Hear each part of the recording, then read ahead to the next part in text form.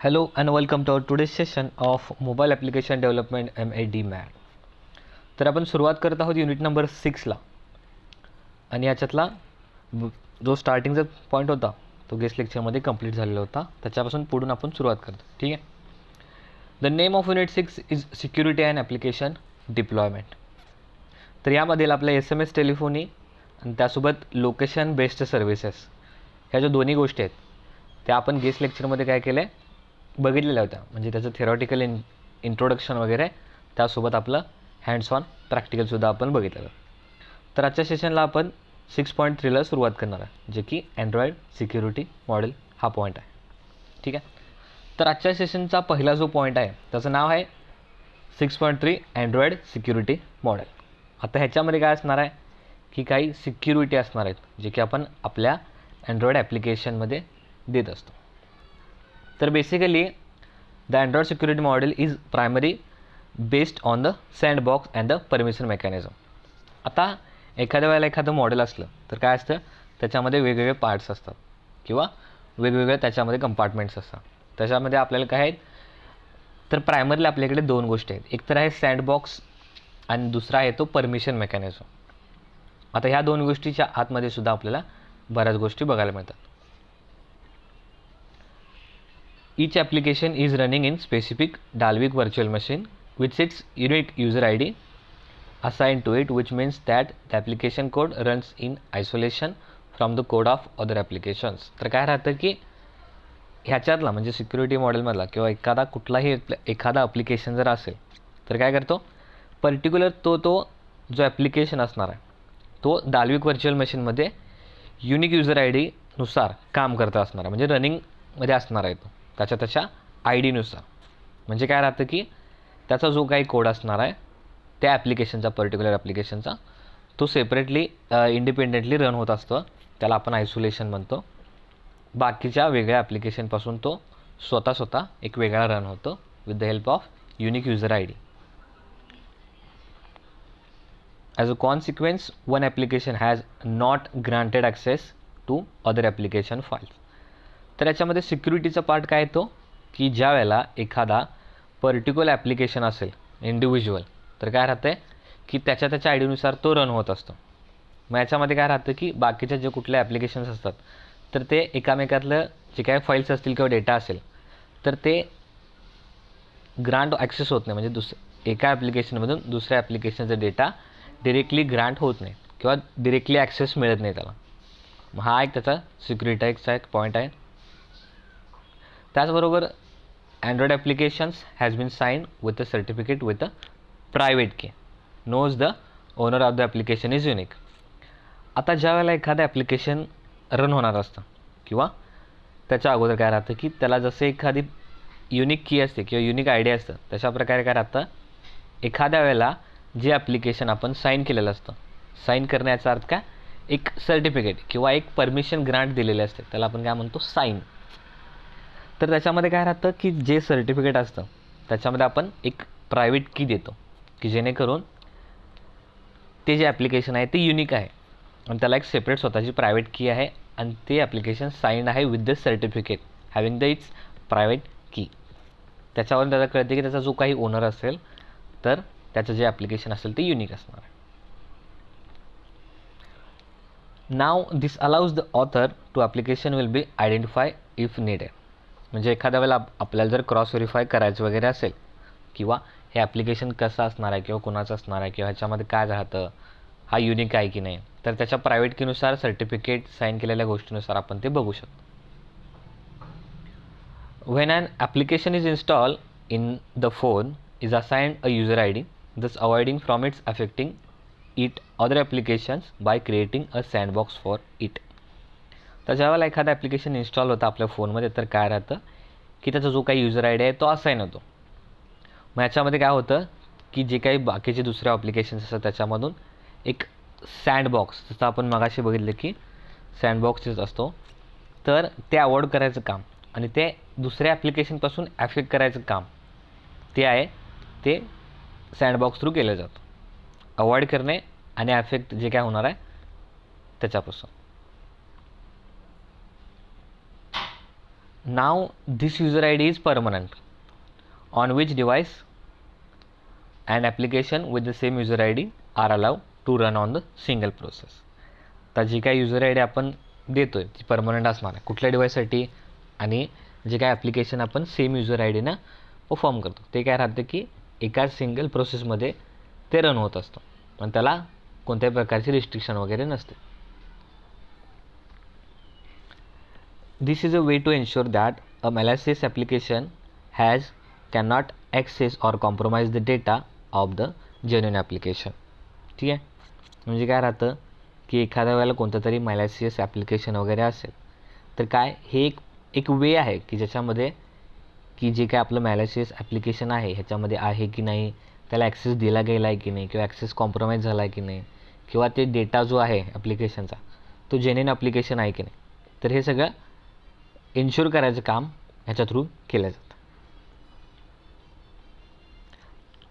तर Android security मॉडेलमध्ये आपण काय बघितलं की याच्यामध्ये आपल्याला काय असतं, एक डाल्विक व्हर्च्युअल मशीनवरती ते इंडिव्हिज्युअली काम करतं, त्यात सँडबॉक्स असतं आणि त्यात परमिशन मेकॅनिझमसुद्धा असतं. ठीक आहे, तर आता दुसरा जो पॉईंट आहे तो काय असणार आहे, परमिशन डिक्लेअरिंग आणि युजिंग असणार आहे. म्हणजे कोणतं परमिशन डिक्लेअर करायच्या आणि कोणतं यूज करायचं. ठीक आहे, now here is the purpose of the permission is to protect the privacy of the Android user. आता बेसिकली आपल्याला माहिती आहे की परमिशन आपण कशासाठी देतो, प्रोटेक्शनसाठी. तर हेच आपल्या ह्याच्यामध्ये आहे. Android apps must request permission to access sensitive user data such as its contacts and SMS, as well as certain system feature such as camera and internet. तर एखाद्या वेळेला काय राहतं की आपण बरेचसे ॲप्लिकेशन मोबाईलमध्ये इन्स्टॉल वगैरे करत असतो. तर इन्स्टॉल केल्या गेल्या आपल्याला परमिशनसाठी एक 3-4 पॉपअप येतात. म्हणजे फॉर एक्झाम्पल की मायक्रोफोन ऑडिओ रेकॉर्ड करायचा आहे काय, कॅमेरा ऑन करायचा आहे काय, तुम्ही ह्या ॲप्लिकेशनला तुमचे कॉन्टॅक्ट SMS रीड करायची परमिशन देता का. तर हे बऱ्याच वेळेला आपण बघितलेलं असेल. तर हे परमिशन वगैरे ह्याच्यामध्ये येतं की कोणती रिक्वेस्ट परमिशन आहे, तुमचा जो काही डेटा आहे त्याला ॲक्सेस द्यायचा, त्याला अलाउ करायचा की डिनाय करायचा, हे आपल्यावरती राहतं. Depending on the feature the system might grant the permission automatically or might prompt the user to approve the request. आता ह्याच्यामध्ये कसं राहतं की ॲप्लिकेशन डेव्हलपर जो असतो त्याचं काय असतं, त्याचे पण 2 पॉईंट ऑफ व्ह्यू असतं. की काही काय राहतात की इनबिल्ट, म्हणजे ज्यावेळेला ॲप्लिकेशन रन होईल, इन्स्टॉल होईल त्यावेळेला ॲटोमॅटिकली बॅकएंडला त्या सगळ्या परमिशन अलाव केल्या जातात. आणि काय राहतं की दुसऱ्या पद्धतीचं ॲप्लिकेशनचा अप्रोच जर असेल तर त्यात काय राहतं की युजरनं त्या सगळ्या गोष्टी अप्रूव्ह करायच्या. म्हणजेच त्याला एक प्रॉम्प्ट मॅसेज जातो, म्हणजे पॉपअप वगैरे प्रॉम्प्ट मॅसेज येतो की त्याच्यामध्ये लिहिलेलं असतं की तुमचा कॅमेरा ॲक्सेस केला तर चालतं आहे काय, किंवा तुमचा ऑडिओ ॲक्सेस करू दे काय, कॅमेरा झाला, ऑडिओ झाला, त्यासोबत तुमचे कॉन्टॅक्ट असतील, SMS असेल, इंटरनेट असेल, तुमचं फाईल मॅनेजर असेल, अशा प्रकारच्या ज्या काही परमिशनच्या गोष्टी असतात तर त्या अप्रूव्ह करायचं काम युजरला दिलं जातं. तर ह्या प्रकारे 2 प्रकारे सुद्धा ह्या गोष्टी होत राहतात.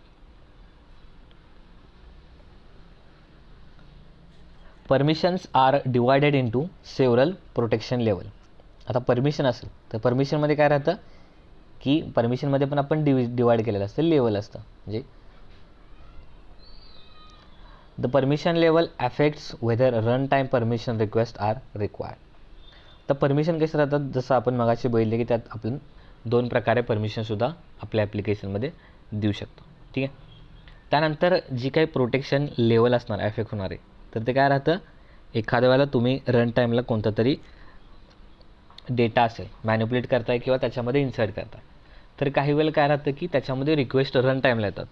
म्हणजे फॉर एक्झाम्पल तुम्ही एखाद्या वेबसाईटवरती किंवा एखाद्या आपल्या ॲप्लिकेशनमध्ये काय राहतं की एकदम स्टार्टला ज्यावेळेला सुरुवातीला आपण काय करणार असो, एखादं फाईल त्या ॲप्लिकेशनमध्ये अपलोड करणार असेल तर त्यावेळेला आपल्याला ॲक्सेस मागते की तुम्ही तुमचा जो काही फाईल मॅनेजर आहे, स्टोरेज, इंटरनल स्टोरेज किंवा SD कार्ड स्टोरेज, तर ते ॲक्सेस करण्यासाठी परमिशन द्या किंवा परमिशन अलाऊ करा. त्यानंतरच तुमचं जे काही फाईल्स असेल ते आम्ही तुमच्या फाईल मॅनेजरमधून रीड करणार.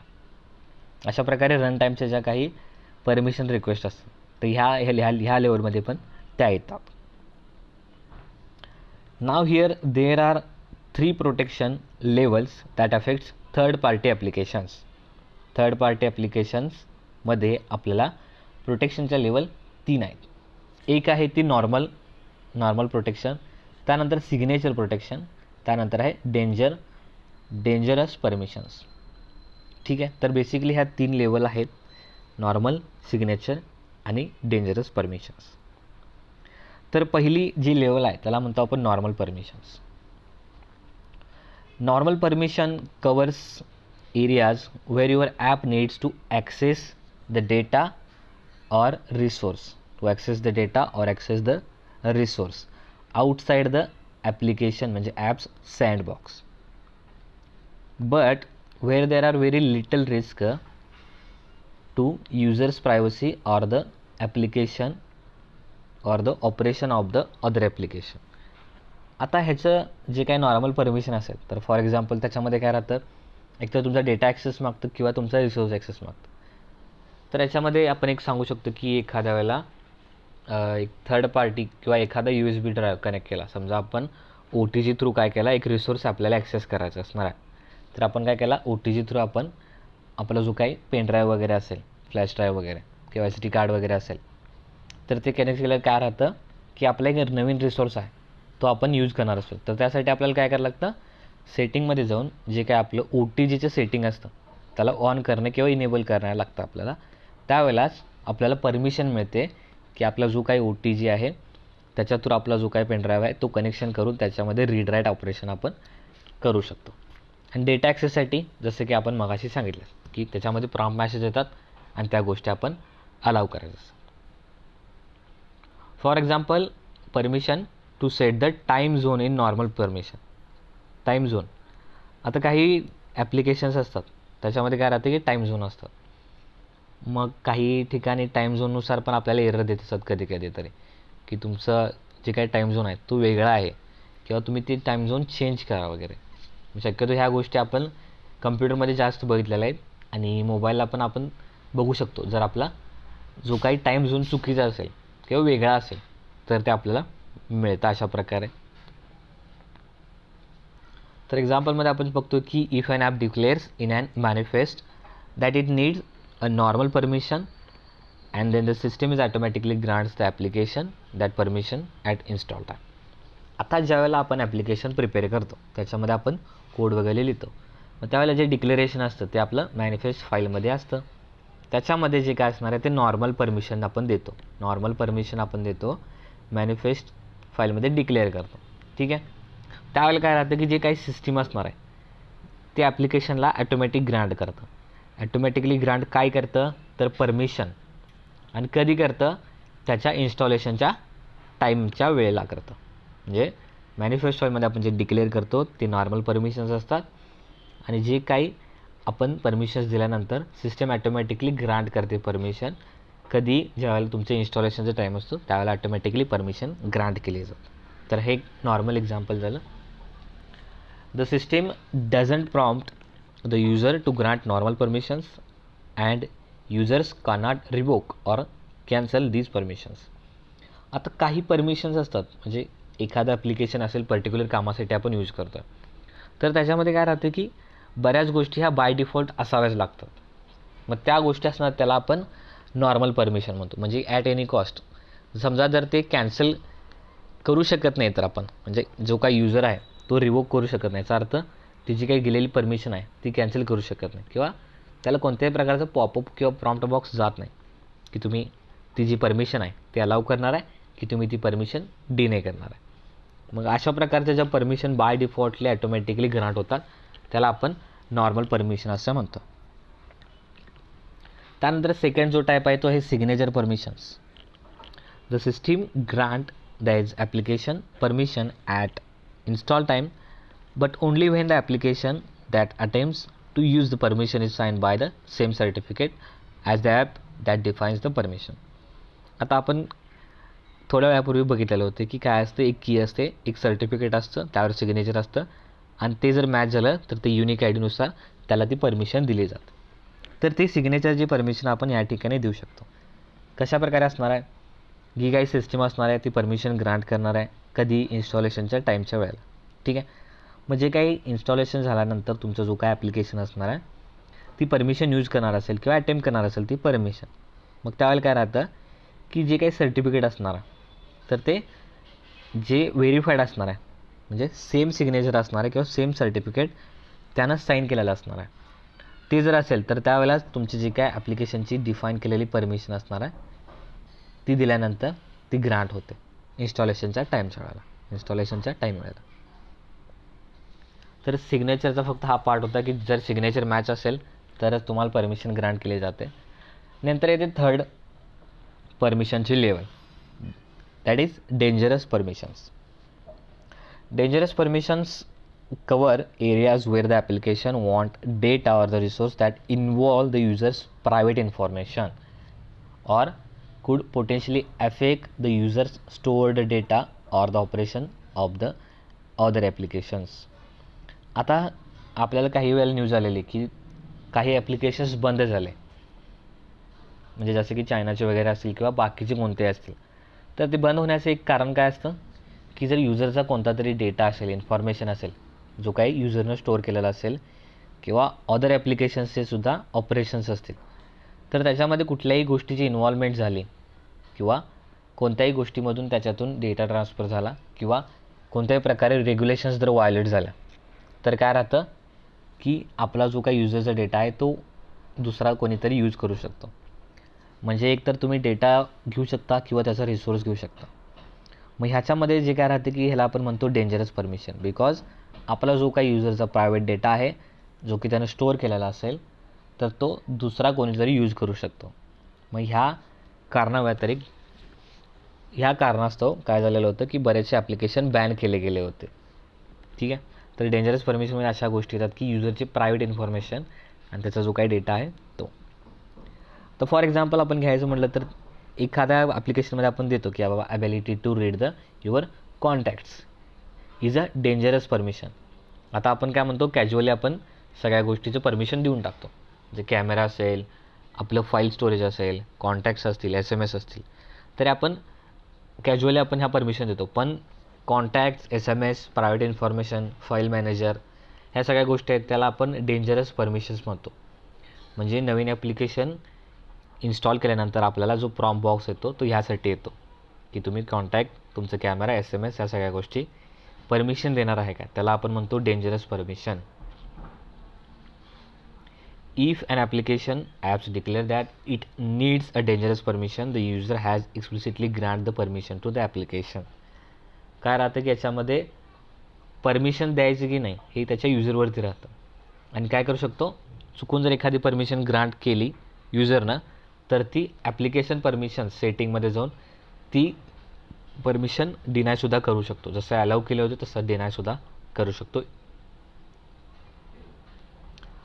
Until the user approves the permission, your application can't be provide functionality that depends on the permission. आता फॉर एक्झाम्पल एखादा कोणता तरी कॅमेराचा ॲप्लिकेशन आहे, त्याच्यामध्ये जर तुम्ही परमिशन कॅमेरा ॲक्सेसची डिनाय केला तर ऑब्व्हियसली जोपर्यंत त्याला परमिशन दिली जाणार नाही तोपर्यंत तुमचा कॅमेरा काम करणार नाही. याचा अर्थ काय राहतं की तुमचं जे काही त्या ॲप्लिकेशनचं फंक्शन असणार आहे, त्याची जी काही फंक्शनॅलिटी असणार आहे तर ती प्रॉपर वर्क करणार नाही किंवा त्याचं जे काय काम आहे ते काम त्याला प्रोव्हाइड करणार नाही. Depends on the permission. To use a dangerous permission your app must prompt the user to grant the permission at the run time. जसं की इन्स्टॉलेशनच्या वेळेला आपल्याला प्रॉम्प्ट बॉक्स येतात. For more detail about how the user is prompt see the request prompt for dangerous permission. म्हणजे जे काय request prompt याच्यामध्ये येतात आपल्या ॲप्लिकेशनमध्ये तर त्याचीच एकदा आपण चेक करायचं. एखादा नवीन ॲप्लिकेशन इन्स्टॉल केल्यानंतर परमिशन्स कोणकोणत्या येतात ते आपण चेक करून आपण लाईव्ह बघू शकतो. तर इथंपर्यंतचा पार्ट आपण ह्या सेशनमध्ये कव्हर केलेला आहे. नेक्स्ट सेशनमध्ये आपण कस्टम परमिशन्सबद्दल डिस्कशन करणार आहोत.